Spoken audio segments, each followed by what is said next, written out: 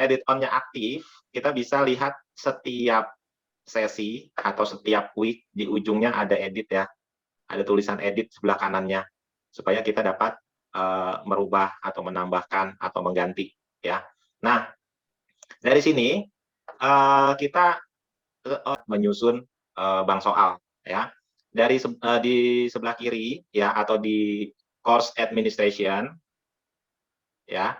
Bapak Ibu sudah dapatkan course administration. Lalu Bapak Ibu pilih question bank. Question bank. Oke. Lalu sebelum kita membuat question, kita buat dulu kategorinya.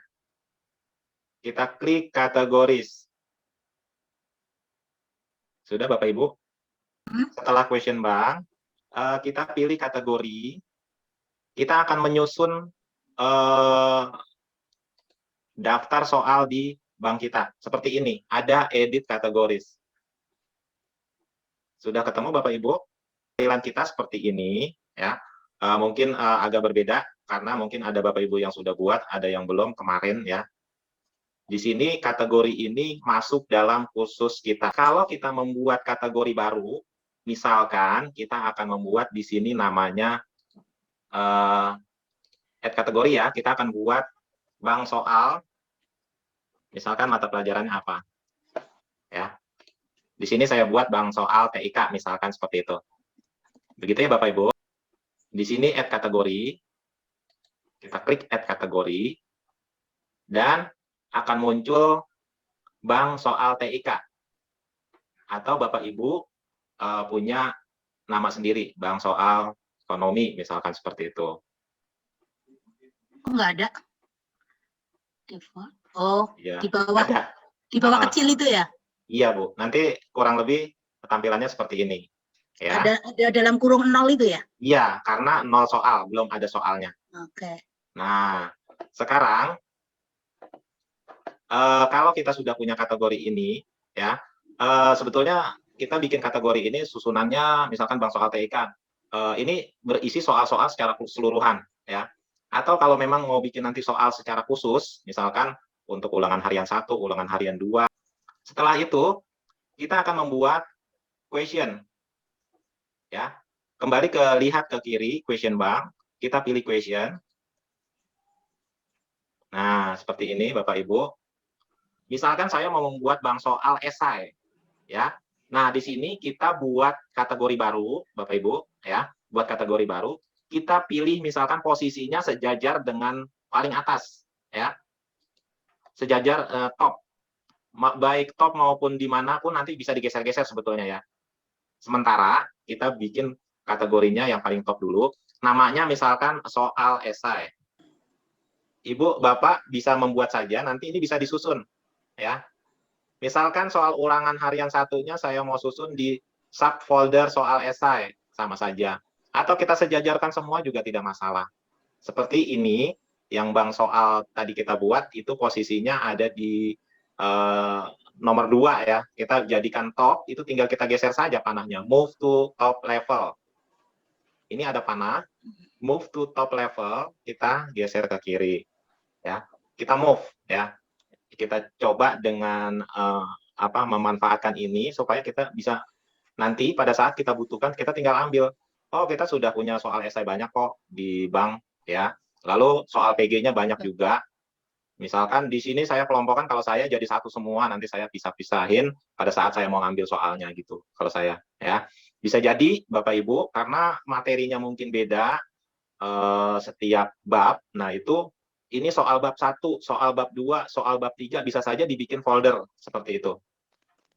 Ya. Setelah kita sudah buat kategori, kita akan coba buat soalnya, ya.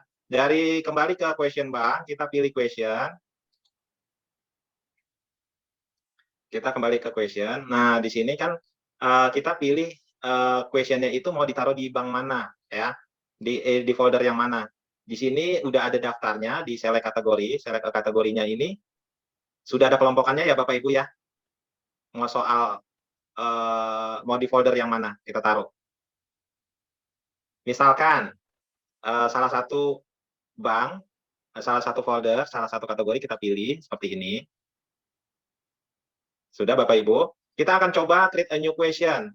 Secara satu-satu ya. Kita membuat new question satu-satu. Misalkan di sini kita membuat multiple choice ya. Multiple choice. Lalu kita add ya, seperti kita membuat soal biasa ya. Sudah ke sini ya, di kategori ini yang saya maksud waktu itu kan waktu membuat soal-soal, jangan lupa kategorinya dipilih sesuai dengan course-nya supaya nggak nyasar kemana-mana seperti itu. Ulangan harian misalkan UH1 nomor 1 ya. Misalkan di sini UH1 strip 1. Berarti ulangan harian 1 nomor 1. Kita akan membuat pertanyaan. Question text-nya apa? Aktifkan toggle dari toolbar-nya. Soalnya bisa copy dari Microsoft Word yang sudah kita siapkan ya, atau kita langsung ketik. Nah, ini pertanyaannya, soalnya diacak atau tidak, di sini bisa dicentang ya, Bapak Ibu. Kalau mau diacak, dicentang. Kalau tidak diacak, sesuai dengan urut yang kita buat, itu tidak dicentang.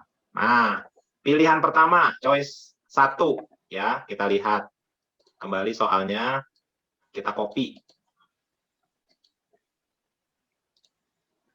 Pilihan kedua, kita ambil lagi soalnya, kita copy,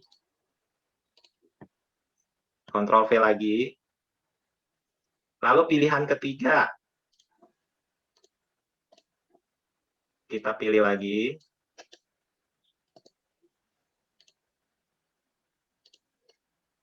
Ctrl V. Pilihan keempat.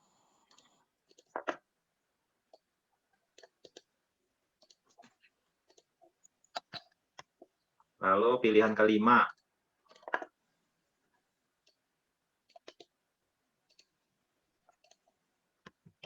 Oke.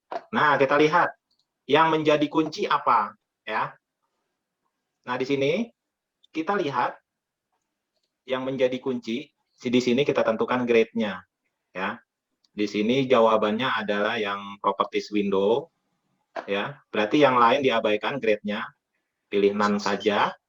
Yang menjadi jawaban adalah Bapak Ibu bisa pilih 100% ya.